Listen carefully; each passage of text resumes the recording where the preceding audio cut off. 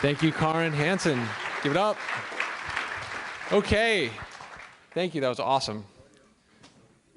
PJMcCormick, where are you at? There he is. Okay. Cancer survivor, savior of two turtles. You've saved two. That's right. He's from Amazon. He's going to talk to us about data and how it helps you make decisions in beautiful Helvetica font. Helvetia Nuye? Okay. I get fancy. Give it up for PJ. Woohoo! All right. Okay. So, not going to talk about the cancer. I have another talk for that. I don't have a talk for turtles yet, but I guess I probably should. I wanted to talk about how data helps you make decisions, and basically just share some stories of some experiences that I've had since working at Amazon, because we're very well known for just loving data and being very data driven with everything that we do. Before getting started though, everything that I say to you guys today is just my opinion. I'm not actually representing Amazon today. I'm just a guy that works there. So I'll be sharing these stories, but these are just my interpretations of the events and my opinions. And I actually learned a lot about how my company works from Jared earlier, so that was kind of nice. So at Amazon, I lead a team of incredibly talented user experience designers and front-end web developers. And I wish I had enough time to tell you all the stuff we work on, because it's a lot. We support a lot of different corners of the Amazon business and work on a lot of different projects and initiatives. And you can see some of that stuff in this really blurry, terrible photo on the whiteboards around my team there. But one of the core tasks and core responsibilities of my team is this portfolio of modular interface components that we've started launching this year, which basically presents products to our Amazon customers and give them different ways and different designs to interact with and engage and select products, right? So when I was setting up this team, it was really important to me that I set up a team that was very self-sufficient. Those 6 individuals that I lead can completely on their own and decoupled from any other team in the company in the organization, I'm sorry, any other team in the company, they can design, develop, and deploy one of these things and put it in front of real Amazon customers completely on their own, which is a lot of authority and a lot of kind of power to put like in the hands of 6 individuals. So the way that we make sure that we're very responsible with that authority and that we're investing our time and energy and resources into things that actually need to be made, not just things that we think would be cool, but things that will actually improve the customer experience or help our customers in some way, is by relying very heavily on data, right? We use that to inform a lot of the decisions we make, to recognize problems that need to be solved and so on. And a while back, I was working on a project that I'd given myself, which was basically just an exercise to learn Amazon's internal A/B testing technology, it's really powerful technology, it's really cool, but it has a very steep learning curve. So I thought the best way to do that would be to actually run an experiment. The best way to learn this would be to run an experiment. So I was looking over the components that we own, and as you can see, most of them they display product imagery and they display metadata about that product. And I found one that had a very small sort of thumbnail-sized image that it was displaying the product images in. And as I was flipping through the instances of it, I recognized that I realized that sometimes that thumbnail was so small that you couldn't even see the product in it, right? And I was like, well, that's a pretty easy fix. Like, if we just make that a little bit bigger, then customers can always see the product, right? That's a small but meaningful improvement to their experience. And surely this experiment will show me, that user experience translating into some business performance metrics, right? So that's the experiment I ran. I just took this interface, I bumped up the image size a little bit, I ran this experiment for a few weeks, and found out, of course, that I was completely wrong. Totally wrong. The smaller, inferior user experience, like the one with the product image where you couldn't even see the product, that one performed better than the larger product image. So this was my first introduction to what's probably been the most important lesson that data has ever taught me. And that's a fact, that I've proven this with many experiments. I have a lot of data to support this. I can do a lot to prepare myself. I can have a thorough design process. I can do user research and market research. I can make prototypes. I can put prototypes in front of real customers in usability studies. I should, and we do all of those things, right? But until that moment when you ship and you put it in front of a real customer and you start to see the data come back, you just don't know what you don't know, right? And in the best of times, I'm shocked by by what I see, but most often I'm just flat wrong, you know, like in that past example there. I'm just absolutely wrong. And you know, this is not something that's like pleasant to deal with. It's not something that, I don't think people really handle this very gracefully, right? Especially when we believe in something, when we have something that we really love or we really think is a good product, it's hard to watch it bomb, to watch like evidence that it's not successful. And it makes it even worse that, like, you know, this is what data looks like this crap here and this. So like, you're looking at this and like, I'm staring at the stuff and it's like, PJ, you're wrong, you're wrong, you're wrong, wrong, wrong, wrong. Like, it's just like all this stuff, right? That's what it's saying to me, which makes me want like this and that and like this, right? Like, so like I struggled with this for a long time, like on an emotional level. Well, that, not alcohol. And I struggled with this because it was really, you know, it was frustrating. It was disheartening, right? You'd pour your heart and soul into this project. You'd think, man, this design is great. It's going to improve the customers, and we're going to see it in the numbers, right? And then every time, just bomb, bomb, bomb. And I had a hard time with this until I started to realize that I started to like come to like terms with the fact that like the point of this, the point of experiments, the point of data and testing, isn't for me to be right. You know, like I was kind of coming at it from this incorrect angle. It wasn't that I needed to use the test to prove that I was right. I needed the information from these tests to get to the right answer eventually. And when I started to sort of come around to that, I started to realize that all these things coming at me, all these quantitative data points, like this was in a way the voice of our customers, right? It was telling us something about our customers. It was telling us about what they were trying to do or what was important to them or where they were having problems. It was giving me valuable information about them. Data is really just information, right? And all it can do for you, data is really just information. And the only thing it can do for you really is help you make decisions. That's it. That's the only purpose that data should have in your work process, in your design process, or when you're trying to come up with a product. It should help you make decisions, but the keywords are, why is it doing that? Okay. The keywords are helps and you, right? Those are very important because that right there, is a very different sentiment. It's very, very, very different sentiment, and it's dangerous. It can be very dangerous. And I have a couple of stories of times in which I learned how dangerous this was. So a while back, I was working on an Amazon-owned website, not one of the Amazon-branded retail websites, but another one that Amazon owns. And the director of that site came to me with some metrics he'd pulled. And he sat down with me and he said, okay, PJ, these are the bounce rates from the home pages of various Amazon websites. And I was like, okay, great. And I kind of see where this is coming, or where this is going. And he goes, all right, it's real cool, isn't it? Well, here's the bounce rate from our site, right? Compared. So like looking at these numbers, you know, like what does that tell you about the home page? Like it tells you something is wrong. Like something's wrong with that home page. And we have some evidence to support that conclusion.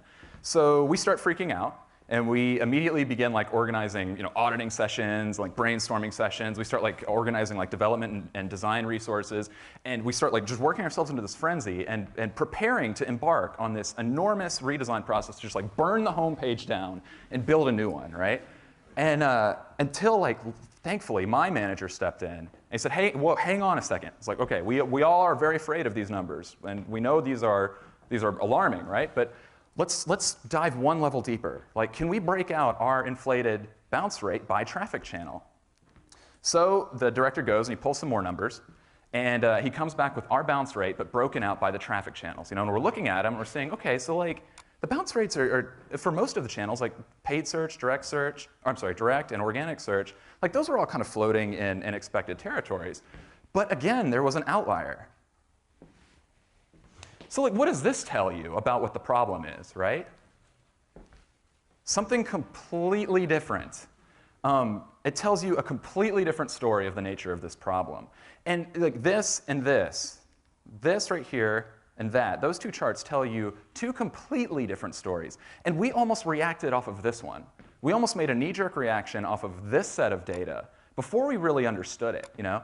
And this is important and very, very dangerous because data helps you make decisions, right?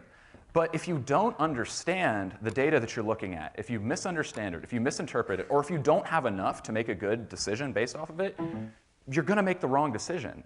And that might be a decision that you regret very much. Like, what if we had actually redesigned the homepage? It would have taken a lot of money, it would have taken a lot of time, and we wouldn't have solved the problem.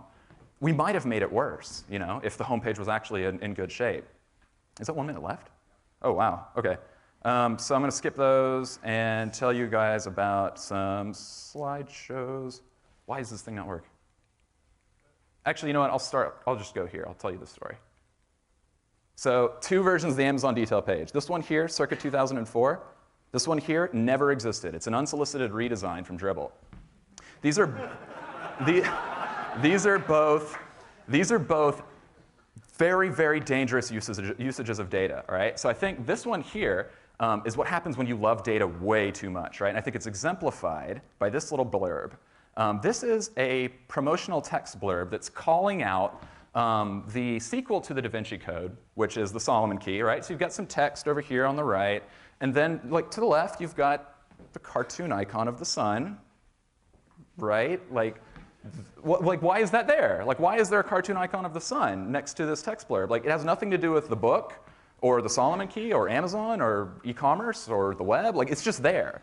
And the reason it's there is because at some point in time, there was probably an A/B test that was run, right, that proved that when that sun was present, click-through and sales went up. So that's a success, right? Let's put a sun there, and let's put a little cartoon truck over there near the shipping information, and let's have like 2 different boxes with like 2 different text input fields and different colored buttons everywhere, because we were optimizing things without the context of the entire experience, right? So in our narrow focus little okay, that's much. I'll slow down. So we were optimizing things, but like in narrow little windows, you know, and not really thinking about what it was doing to the experience as a whole. This is dangerous because at this point, you can actually have your tests come back and tell you you're being successful when you're not, you know? Or when something else is happening that you need to be aware of to the rest of your product and your experience. This, of course, is what happens when you do the opposite. When you make decisions without any context whatsoever, with nothing to inform the decisions that you're making, you know? And like this actually, it's a little bit washed out. It looks great. Aesthetically, this is a really nice design. And clearly a very talented designer produced this, but all of the decisions that they made had nothing to do with reality, you know? Like, all the information that is important to our customers and important to our users is completely missing. Prime messaging, customer reviews are hidden and gone. We have a large subset of customers that come to Amazon just to read our reviews, you know? And then there are other things too, like other decisions that were made, like putting the breadcrumb in this position of like insane importance on the page. This, like, not to just throw an unsolicited redesign under the bus here, but this actually happens a lot. It's a pretty natural tendency, right, for us to kind of start designing things the way that we think they should be, without really thinking about how our users need them to be, right? And we can use data to understand that better. Because it's really important that we design things for our users and our customers, and not for ourselves. That's not why we're in business. That's not what we're doing. So these are 2 very, very different examples of how data can go terribly wrong, but in opposite ways, right? Opposite extremes. Don't just test to test. Don't test to optimize things, like as I could say. Make sure you have a hypothesis, right? You're going to run a test to validate, prove, or learn something, not to just ratchet up a metric somewhere. But have some data, because you need that, and it's important. And otherwise, you're just kind of shooting in the dark. So I want to talk a little bit about slideshows, right? Marketing loves them. Content managers, they love slideshows, right? But we all know, looking at the data, that customers, not so much, right? They tend to click slide 1, and then they don't touch slides 2 through whatever. And you know, as an industry, we've recognized this, and we've realized this, and my UX team knew it as well. But still, we kept having discussions with our business partners where they would find slideshows on the web, oftentimes from our own websites. This is from Amazon China. And they would send them to us, and they'd be like, hey, we really want a slideshow. Can you make us a slideshow? And we would keep having these like cyclical conversations where like, no, even though it's on Apple's homepage, like we know people aren't clicking, like we really shouldn't do a slideshow, like we have the data to support that the performance is bad. And we kept having these conversations over and over and over. There we go, geez. And what was happening was that we were constantly being exposed to these different designs, these different interfaces, and constantly talking about these metrics. And we started to think externally, or internally, when we were away from our business partners and having that conversation. As a team, we started to be like, well, why is this? You know, we started to start to naturally make connections between these metrics here and these metrics here. And we started to come up with a conclusion, like a theory, right? So let's say I'm a user. And I've come to Amazon.com or Amazon China, and I've got like 3 minutes. I'm just browsing around, right? And I encounter that slideshow. Like, why would I click 4? Like, what is in that for me? You know? Or like I go to Apple. Like, no customer is going to land on Apple and say, God, I love dot number 3. Like, just show me that ad. What is behind dot number 3? Like, the reason for these like insane metrics was because we had created, as like an industry, this interface pattern that had spread like wildfire and was expecting an unrealistic response from our users. There was no reason for anyone to play with our slideshow, you know? So now we had kind of a theory, you know? We're like, okay, we kind of have some idea of why this is. And we started wanting to make a slideshow, right? Like after saying no for like a year. So that's what we started doing. We started working with some different slideshow interfaces. We started making some prototypes and putting them in front of real users, launching them, seeing what we could learn. And we were just playing with this idea of like, how can we take the content that's in a slideshow and just surface it up a little bit so that the users will engage with the content as opposed to having to like flip through our little interface or whatever.